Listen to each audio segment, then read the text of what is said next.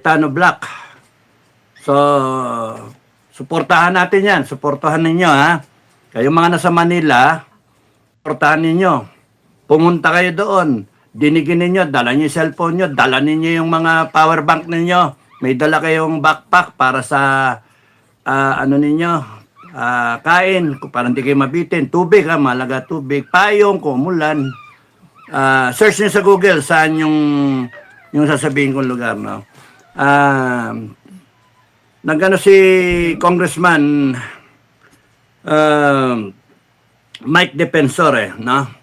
Na dating Congressman Mike Defensor, at ito yung laman ng kanyang ano. Tuloy ang Blue Ribbon na committee hearing. Tinatawagan ng lahat lahat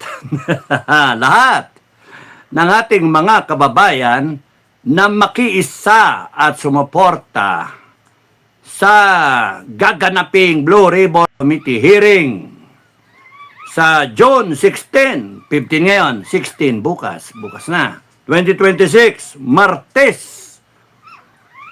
Double Gem, sa Double Gem EDSA Garden Events Place. Ulitin ko, Double Gem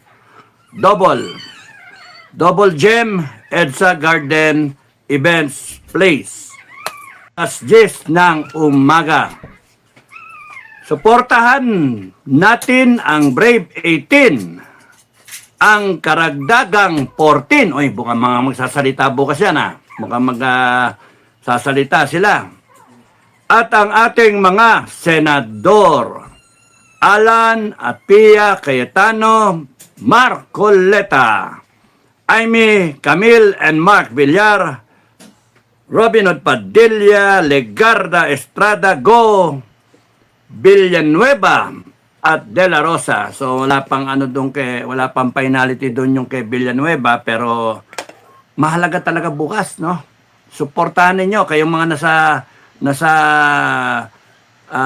Manila, kasi stone's throw away kunyari, mga taga Pasig, mga taga Quezon City, Mandaluyong, stone's throw away.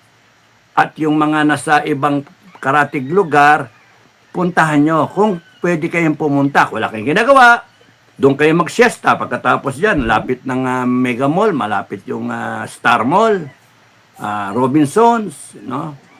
Ano lang, pakita kayo. Wag lang yung ano tag dito. Tatamarin, wag tatamarin. So, ako ay baka bumiyahe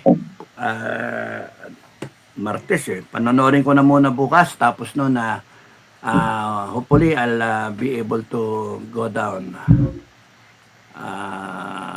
If need be, no? Need be. SFGF, meron na ako instructions. Nandyan sila bukas, ang SFGF. Yung ibang grupo, punta kayo. Ngayon, ang pagkakataon, ipakita na pwede naman pala na magkaisa yung mga grupo. Pwede naman pala magkaisa. At ang pinakamahalaga, kay may grupo kayo, kung wala kayong grupo, ang pakay ninyo ay protektahan yung 18 at yung 14 na mga dating sundalo. What they have to say. What we are interested is yung katotohanan. So yun yung ating pakay. Gusto nating madinig yung katotohanan, kaya huwag tayong papayag na yung katotohanan ay pipilin lamang ng ilang mga tukmoy. No? Huwag matatakot. Huwag matatakot. Huwag matakot sa polis, huwag matakot sa military o sa NBI. Pagkat yan ang yung mga yan, sinusweldohan nyo lang. No? Gusto nating malaman ng katotohanan. Sino ang mastermind? Sino ang criminal dito? Sino-sino? Hinaharang nilang pilit. Sinisiraan talaga yung 18. Tsaka yung mga sinasabi na tumanggap daw ng pera, binayaran daw para magsalita, para gumawa ng ibang narrative. Tapos no na sandamakal na pressure ang ginagawa dun sa mga senator na Cayetano Black, no? Kaya Napakawalang nga talaga nitong administration na to. Napakawalang nga. Hindi ako makapaniwala yung mga senator na pro-administration ay naging ganun. Senator Lacson, Machano, Soto, hindi ako makapaniwala eh. Ultimo si Leon Guerrero, no? Escudero. Anak ng tokwa. Ano ba nangyari sa mga taon to? Pera-pera, no? Yun yung ano dun eh. Kasi na-implicate sila dito sa mga sinasabi na testimonya ng 18. Kaya, yan yung kaya hinaharang eh. Kasi kung talagang interesado kayo malaman ang punot dulo nitong nakawan nato na nangyayari, bakit kinakadibintang niyo pa kay Duterte? Alamin natin, yung pera lumabas ng 23, 24, 25 eh. And probably still na in 2026. Alamin natin kung saan ang punot dulo. Hindi yung salag kayo na salag, maputang ina nyo, mga PI kayo. Salag kayo na salag eh, butang-buta kayo eh. Kaya mga kababayan, yung mga nandiyan sa Manila, pakiusap lang, lumaho kayo. Kung wala kayong trabaho, wala kayong ginagawa, pumunta kayo para ipakita ninyo yung suporta, para ipakita nyo totoong Pilipino kayo. Kayo ay naghahangad lang madinig ang katotohanan at sinusuportahan yung Senado natin. No? Yung mga senador natin na Cayetano faction, sinusuportahan sila Marcoleta para imbestigahan ang katotohanan. Yun lang. At kung may manggugulo, ipairal natin ang pagka-sovereign Filipino people natin. Okay? Doon ako bababa. Pagka meron ng gulo dyan, hindi pwede may guluhin kayo eh. Na? Basta tandaan ninyo, hindi manggaling yung gulo sa inyo. Yan yung sinabi ko noon sa 89, no? Sa mga ranger. Balik ng barracks. Saksakay ng bala, saksakay ng magazine sa mga armalite ninyo. Kasa, lock and load. Safety. Eto, makinig kayo. Sabi ko ganon. Marcha kayo, nandyan yung mga Marines dyan sa may Forbes Park, no? Dyan sa may simbahan. Tapos doon ang dyan, kayo dapat ang, hindi sa atin manggaling yung unang putok. Sa kanila. Pagka sa kanila galing yung unang putok, ratratin nyo lahat, sabi kong ganon. Patayin nyo lahat, sabi kong ganon. Balik doon sa Makati, PRP, ako magdadala. No? Ako na magdadala. Putang inang yan, ayoko ng ganong usapan eh. Balik-balik sa barracks tapos nun you're going to stop everything na. Tapos na eh. Pero kung kunyari niratrat kayo, putang ina, authorize, patayin nyo lahat, sabi yung ganon. Pinatanggal yung magazine doon sa Forbes. So, kung may manggugulo dyan, pagka meron kayong nakita na suspect, no? Yung iba yung kilos, lapitan nyo na kagad. Lapitan nyo na. I-cordon ninyo yung tao. Kaya sabi ko, 5-5, maganda eh. 5 fingers, no? 5-5. Nagsusuportahan kayo, isang tao, mainit ang ulo, yung 4, buhusan nyo ng tubig para lumamig ang ulo. Ngayon, kung 5 kayong mainit ang ulo, yung kabilang 5-5, ano yun kayo sa pagsabihan? Hindi matatapos to sa sobrang init na ulo. Matatapos ito sa paggamit ng ulo at sa paglagay sa tama, no? Paglagay sa tama. Tingnan natin kung how it will develop tomorrow. Kaya kayong mga nandyan, karatig na barangay, karatig na mga syudad, punta kayo. Punta kayo. Pakita nyo. You know, there are 14 million people in Metro Manila. 14 million. And another million, so many millions sa mga provinces, Cavite, Laguna, Batangas, Bulacan, San Francisco del Monte, paikot, no? Rizal. My God, can we not just hear the truth one day? Puntahan, suportahan, and let us show na tayo mga kababayan ay naniniwala sa tama, naniniwala sa poong may kapal, naniniwala na tayo ang may kapangyarihan. Sinabi natin, gusto natin madinig yung katotohanan. Sorry, nagalaw ka. tayong masusunod. Ngayon, kung pipilit nila na harangin yan at guguluhin yan, ay putya, wag tayong papayag. Wag na. Wag kayo natatakot. Wag kayo matatakot. No? Sila dapat ang matakot. Bakit? Takot na nga eh. Bakit? Hinaharang yung pagsalita. Ibig sabihin, guilty, mga gago. Mga guilty, mga yan. At ginagamit nila buong puwersa ng gobyerno yung kapangyarihan na pinahiram lang natin sa kanila para ano sila. Pagka nagkamali kayo, gobyerno, magkamali kayo, timbog kayo, tapos kayo bukas. Okay, sa mga susunod na araw. Huwag kayo magkakamali. Hayaan nyo lang madinig yung sasabihin nito kung kinakailangan yung i-contest. Kung kinakailangan yung i-validate, hindi i-validate ninyo. Hayaan nyo magsalita yan.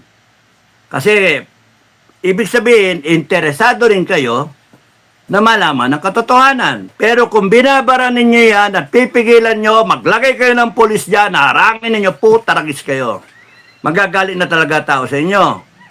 At mawawalan ng pasensya at mauwi sa gulo. Nasabi ko na sa inyo, huwag kayong magkakamali. Huwag kayong magkakamali. Mainit na ulo ng tao.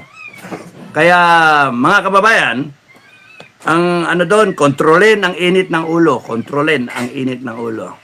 Gusto lang natin madinig yung katotohanan. Let the people, itong mga dating sundalo, let them say what they have to say. Let them show evidence.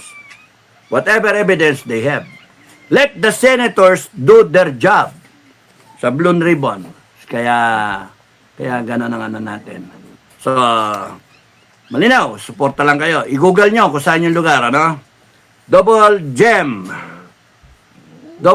EDSA Garden Events Place, alas 10 ng umaga. Okay, suportahan ang 18 at yung 14, pati mga senador natin, Alan, yan, lahat sinabi ko na, hanggang De La Rosa. Suportahan natin ang paglabas ng katotohanan. Paglabas ng katotohanan. Ayon kay Mike Defensor, former Congressman, June 14, kahapon. Siya'y nananawagan. At yung ibang mga pinuno, nananawagan din at nag-inform. That's why minabuti ko na itong vlog na to gamitin para ikayatin kayo na nakakarinig na like, share, subscribe. Kahit hindi na kayo mag-subscribe, like and share para malaman na iba ng mga Pilipino bukas, alas 10 ng umaga, doon sa Double Gem Gardens, Events Garden Place, no? Tama ba yung sabi ko? Double Gem EDSA Garden Events Place, no? I-google nyo, malapit lang siya doon sa shrine. Malapit lang. So, malapit lang sa Robinson. So, walking distance. So, kayong mga nakapaligid sa Quezon City, Green Hills, Pasig, no? Makati, Mandaluyong, and all the rest, you come on down! Punta kayo doon. Suportahan ang katotohanan. Yun ang battle cry natin. Suportahan ang katotohanan kasi pagka sinuportahan ninyo ang paglabas ng katotohanan, sinusuportahan ninyo ang kinabukasan ng Pilipino. Sinusuportahan ninyo ang mga saling lahi na Pilipino. Kaya huwag kayong papayag na ang ilan lang na mga Pilipinong tukmoy, mga gago, mga magnanakaw, mga bullshit, ay siyang magkokontrol ng lahat ng buhay natin. Kung kayo ay nagnakaw at kinakabahan kayo na may masisiwalat na mga ebidensya, mga testimonya, mga pangalan ninyo, mag-resign na kayo habang maaga pa. Kasi pagka uminit ang ulo ng taong bayan, may narinig na hindi tama dyan. May narinig o kaya haharangin ninyo, gamitin nyo pa yung PNP, haharangin ninyo at yung NBI, subukan ninyo. Kasi mauwi sa revolusyon. Mga animal kayo, mauuwi sa revolusyon. Kaya hayaan nyo na lang magsalita. Para malaman na baka mamaya kung ano-ano lang sasabihin Di ba? Ba't kayo takot na takot sa sasabihin nila? Let us hear what they want to say. What they have to say, what they will be swearing in. What they want to say. Under oath. And then, kung merong sige, banatan nyo, demanda. Maganda nga, demanda nyo, magkaso-kaso. Malitaw yung katotohanan talaga in a court of law. Pero let them speak. Let's hear what they have to say. Sila nag-deliver, di kayo eh. Anong inaangas ninyo, Senator? Na Marcos senators? Kayong mga Gatchalian Black senators? Ano inaangas nyo? Bakit? Alam nyo ba? Kayo ba nag-deliver? Hindi. Kayo yung tumanggap. Kayo yung tumanggap. Yung pala, kaya pala ganyan, defensive. Kayo yung tumanggap. So, kung wala kayo kasalanan, huwag niyong haharangin yan. Marcos, kung wala kayo kasalanan, tell the PNP, NBI, AFP, stand down. Let us hear the truth. Kung totoo ka sa sinasabi mo, maya naman kayo. Putang ina ka, maya ka. Kung ikaw mismo ang punot dulo nitong mga, ikaw ang pinaka, nito, ikaw ang pinaka, ang tawag dito, mastermind. Maya ka. Kaya kung ikaw ay walang kalaman, ikaw ay malinis ang bude, ang konsensya, ikaw ay totoong presidente, tell everyone, let us hear them. Tragis ka, tignan natin. Palibasa, ikaw ang pinaka, dito ikaw ang pinaka mastermind. Tignan natin yung mga video. Konsensya kayo, takot na takot kayo. Meron palang mga video. Na nakunan. Ay, nako. Nag-assume lang ako. Baka masobra naman kayo, matake na kayo, hindi kayo magising bukas. Pagka yan hinarang ninyo, mauuwi yan sa revolusyon. Sinasabi ko sa inyo, hindi kayo patatawarin ng taong bayan. Hindi nyo magagamit ang AFP at PNP para harangin ang galit, ng kamandag ng taong bayan, yung pinaka-wrath ng taong bayan, yung paghuhusga ng taong bayan. Hindi nyo kayang harangin yan. Sa sobrang galit, sino ba naman di magagalit yun?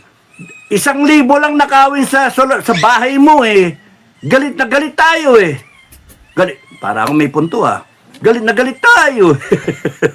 Galit na galit tayo pagka may nagnakaw sa bahay. Kahit may kahit nga candy lang kuhanin na may kumain, galit ka Okay, chichirya mo, may kumain, galit ka Ito hindi 1 milyon. Hindi 100 milyon, hindi bilyon, trilyon. Diyos ko.